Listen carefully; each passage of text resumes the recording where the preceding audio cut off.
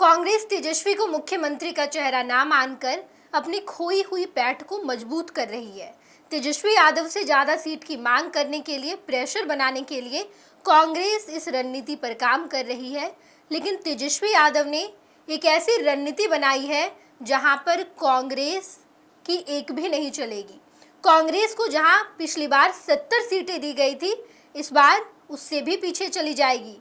कहीं कांग्रेस को 50 सीट के इर्द गिर्द ना रहना पड़ जाए। एक ऐसी सॉलिड रणनीति तेजस्वी यादव ने तैयार की है।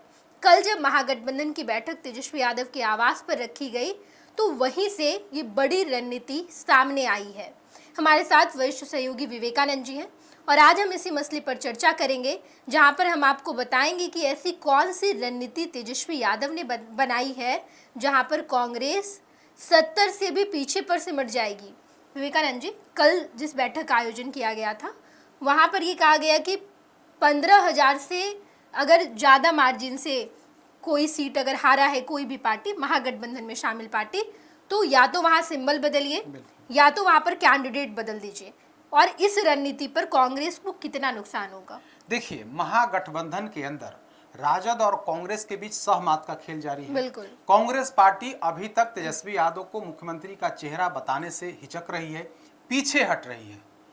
चाहे वो प्रदेश के अध्यक्ष हों राजेश राम या फिर कृष्णा अल्लावरू जो बिहार कांग्रेस के प्रभारी हों, बार बार उनसे सवाल किया जाता है, लेकिन तेजस्वी यादव को नेता मानने से इनकार कर रहे हैं।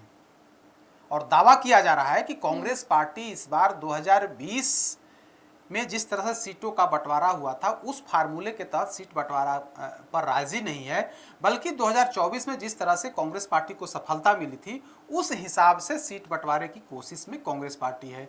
इसी को लेकर के कांग्रेस की तरफ से दबाव की रणनीति राजनीति की जा रही है। लेकिन तेजस्वी यादव भी कहाँ चूकने वाले हैं। तेजस्वी यादव ने ऐसी रणनीति बनाई है और उस रणनीति पर अगर अमल हो गया तो निश्चित तौर पर यह कांग्रेस के लिए संकट वाली स्थिति होगी। महागठबंधन के अंदर, या फिर कहें तेजस्वी यादव, क्योंकि महागठबंधन के चेहरा है, आप कांग्रेस पार्टी माने या ना माने, लेकिन महागठबंधन के चेहरा तो वही हैं, कोऑर्डिनेशन कमेटी के अध्यक्ष तो वही हैं, सीएम कैंडिडेट भले ही घोषित नहीं हुए हों लेकिन वही है, इससे इनकार नहीं किया जा सकता है। तो ऐसी रणनीति बनी है कि कांग्रेस चारों खाने चित हो जाएगी। अब पूछिएगा कि रणनीति क्या है, तो रणनीति यही है कि जहां जिस प्रत्याशी की या जिस पार्टी की करारी हार हुई थी, इस बार उस पर समीक्षा होगी। समीक्षा क्या होगी? तो जो प्रत्याशी 15,000 से अधिक मतों से हारा, या तो उस जिस दल का वो कैंडिडेट था, वहां से दल को ही बदल दिया जाए, और नहीं तो फिर कैंडिडेट, कम से कम कैंडिडेट को बदल दिया जाए। बिल्कुल विवेकानंद जी, आप बात कर रहे हैं कि 15,000 से अधिक सीट से जो कैंडिडेट या वोट से 15,000 से अधिक वोट से अगर हारी है तो या तो कैंडिडेट बदलाएगा या तो सिंबल बदलाएगा। 2020 के विधानसभा चुनाव की बात करें तो 70 में से 51 सीट पर हार गई थी कांग्रेस, मात्र 19 पर जीत हुई। ऐसे में तो कांग्रेस का गला ही कतरा जाएगा। देखिए, 2020 के विधानसभा चुनाव में कांग्रेस पार्टी को सीट बंटवारे में 70 सीटें दी गई थी। राजद 144 सीट पर चुनाव लड़ी थी, भाकपा माले 19 सीटों पर चुनाव लड़ी थी, और अन्य दल जो थे वो 4-4 सीट पर, जो भाकपा और माकपा, वो चुनाव लड़े थे। तो कुल मिलाकर के सीट का बंटवारा ये ऐसे ही हुआ था। तो कांग्रेस पार्टी 70 में से 19 सीटों पर जीतने में सफल हुई। बाकी की जो 51 सीटें थी वो कांग्रेस पार्टी बुरी तरह से हार गई। हम कुछ उदाहरण बताएंगे। जो 70 सीटें कांग्रेस पार्टी को दी गई थी और जहां 15,000 से अधिक वोट से कांग्रेस के प्रत्याशी हारे, हम 10-12% वैसी सीटों की चर्चा आज करेंगे।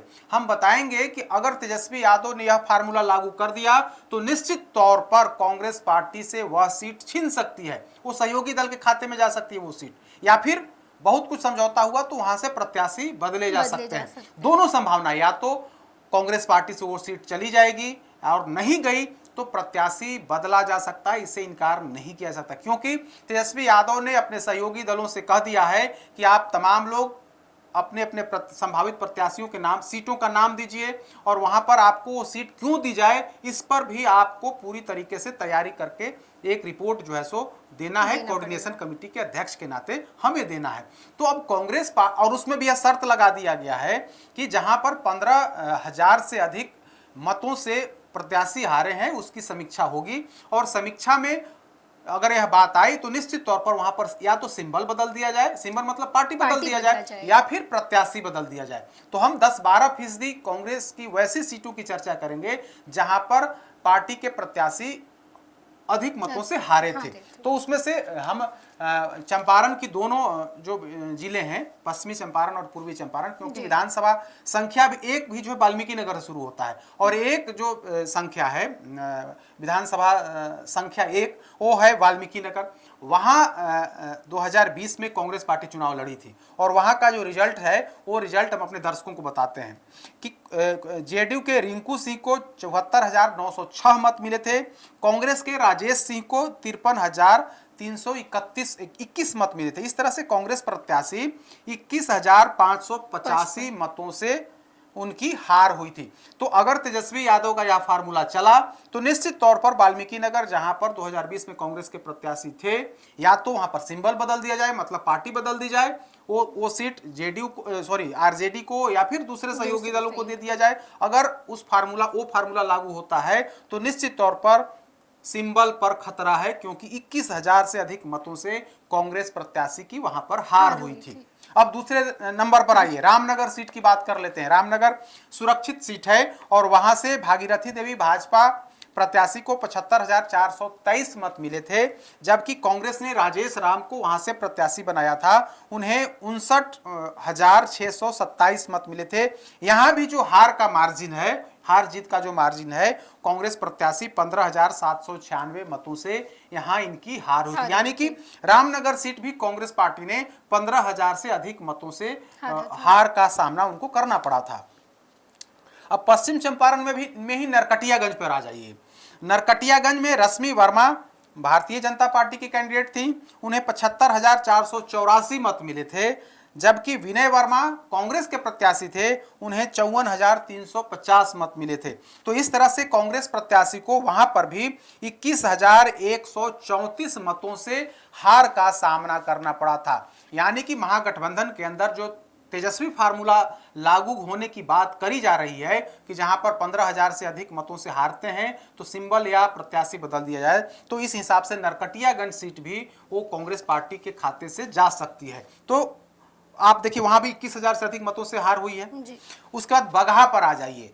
बगहा में राम सिंह जो भाजपा के प्रत्याशी थे, उनको 90,013 मत मिले थे, जबकि जयेश मंगलम सिंह कांग्रेस के प्रत्याशी थे, उन्हें 59,983 मत मिले थे। इस तरह से 30,030 मतों से बगहा में कांग्रेस प्रत्याशी की हार हुई थी। तो देखिए क्या फार्मूला है, किस तरह से कांग्रेस पार्टी को घेरने की रणनीति आरजेडी ने अपना ली है कि जहां पर भी आपको आपके प्रत्याशी की 15,000 से अधिक मतों से हार हुई है, निश्चित तौर पर वह सीट कांग्रेस के लिए खतरा हो सकता है। वह सीट कांग्रेस पार्टी से छीनी जा सकती है, या फिर उसके बदले में कोई दूसरी सीट दी जा सकती है। तो इस तरह की बात है। अब बगहा के बाद आ जाइए, नौतन पर आ जाइए।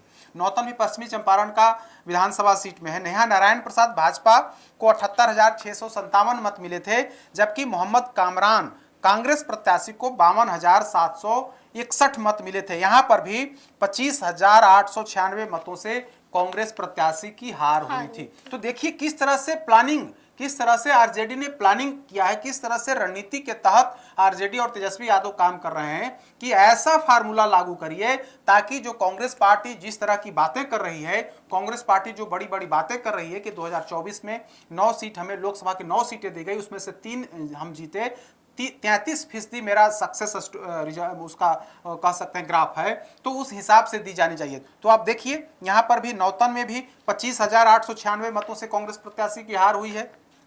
बेतिया की बात कर लेते हैं। बेतिया में रेणु देवी भाजपा की प्रत्याशी थी, उन्हें 84,496 मत मिले थे, और मदन मोहन तिवारी कांग्रेस के प्रत्याशी थे जो सिटिंग उसमें के विधायक थे, उन्हें 66,417 मत मिले थे। यानी कि वहां पर भी 15,000 से अधिक मत से इनकी हार हुई थी। कुल मिलाकर के 18,079 वोट से कांग्रेस प्रत्याशी मदन मोहन तिवारी की वहां पर हार हुई थी।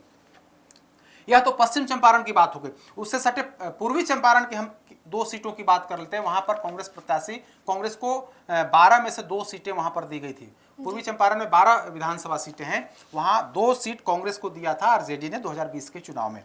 तो गोविंदगंज में आप देख लीजिए, रक्सौल, सबसे पहले रक्सौल की बात कर लेते हैं। रक्सौल में भारतीय जनता पार्टी के प्रत्याशी थे प्रमोद सिन्हा, इन्हें 80,979 मत मिले थे। और जबकि रामबाबू यादव कांग्रेस के प्रत्याशी थे, उन्हें 44,056 मत मिले थे। तो इस तरह से 36,923 मतों से कांग्रेस प्रत्याशी की हार हुई थी। उसके बाद गोविंदगंज की बात कर लेते हैं। गोविंदगंज में सुनील मल्ली तिवारी भारतीय जनता पार्टी के प्रत्याशी थे, उन्हें 65,716 मत मिले थे।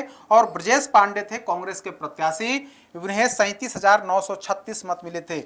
इस तरह से यहाँ पर कांग्रेस प्रत्याशी को गोविंदगंज में 27,780 मतों से हार का सामना करना पड़ा था। हमने इन 8 सीटों यानी कि जो 70 सीटें दी गई थी कांग्रेस पार्टी को, लगभग 11-12% सीटों के बारे में हमने चर्चा कर दी कि देखिए यहाँ पर 15,000 से अधिक मतों से कांग्रेस प्रत्याशी की हार हुई थी। कई जगह तो 30,000 के आसपास से हार हुई थी। तो ये स्थिति है कांग्रेस पार्टी की। बाकी की अन्य जो सीटें हैं वहां पर भी कांग्रेस को बड़े मार्जिन से हार का सामना करना, कांग्रेस प्रत्याशी को हार का सामना करना पड़ा था। अगर तेजस्वी यादव का यह फार्मूला लागू हो गया तो निश्चित तौर पर इस चक्रव्यूह में कांग्रेस पार्टी और उनके जो बिहार के प्रभारी हैं कृष्णा अल्लावरू, जो तेजस्वी यादव को अभी सीएम कैंडिडेट मानने से इनकार कर रहे हैं, बच रहे हैं, उनकी नैया यहाँ पर मतलब फंस सकती है, उस मझधार में फंस सकती है, नैया डूब सकती है। क्योंकि यह जो फार्मूला है यह बताने के लिए काफी है कि कांग्रेस पार्टी की, भले ही कांग्रेस पार्टी 70 सीटें ले ली थी, लेकिन लड़ने और जो सक्सेस रेट है वो बहुत कम है। और हार का जो मार्जिन है वो 15,000, 30,000, 25,000, 35,000 कुछ इस तरह से हार का मार्जिन है।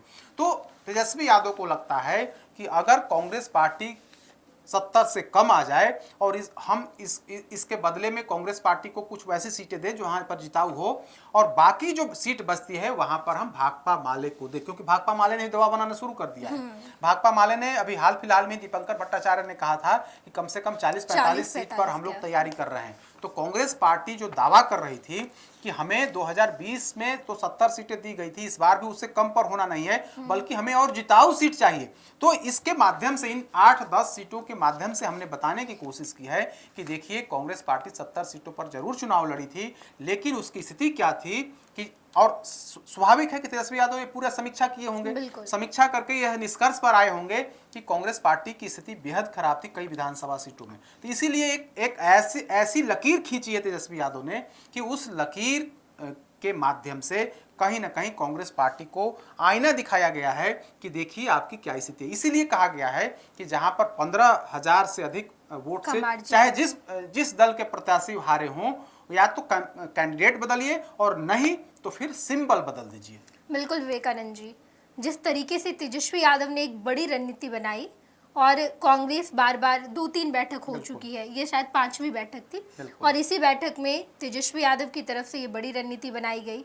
क्योंकि पिछला 4 बैठक जब हम देखते हैं तो वहाँ पर कुछ खास किया नहीं गया, लेकिन 5वीं बैठक में तेजस्वी यादव की तरफ से ये किया गया है जहाँ पर कांग्रेस इस बड़ी रणनीति का शिकार हो सकती है और तेजस्वी यादव के इस मास्टर स्ट्रोक में शायद फंस भी सकती है। देखना दिलचस्प होगा।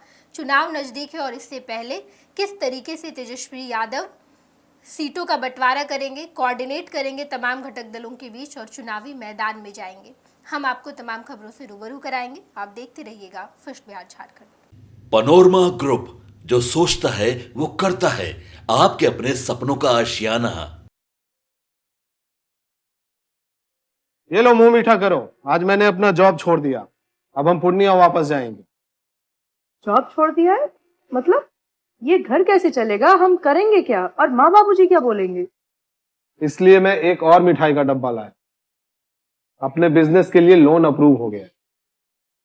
अरे लोन अप्रूव हो गया वो तो ठीक है, लेकिन पूर्णिया में हम रहेंगे कहाँ? अपना घर भी तो नहीं है वहां। इसलिए तो एक और मिठाई का डब्बा अलग से लाया हूं। हमने पूर्णिया में घर ले लिया है, पूर्णिया के ई होम्स पैनोरमा में। पूर्णिया में पैनोरमा ग्रुप लेकर आए हैं ई होम्स पैनोरमा। बड़ा घर, आलीशान जिंदगी और अत्याधुनिक सुविधाओं के संग। अरे अब क्यों मुंह मीठा करवा रही हो? क्योंकि हम घर वापसी जो कर रहे हैं। घर वापसी की खुशी पूर्णिया में ई होम्स पैनोरमा के संग। ई Homes Panorama, luxurious lifestyle redefined.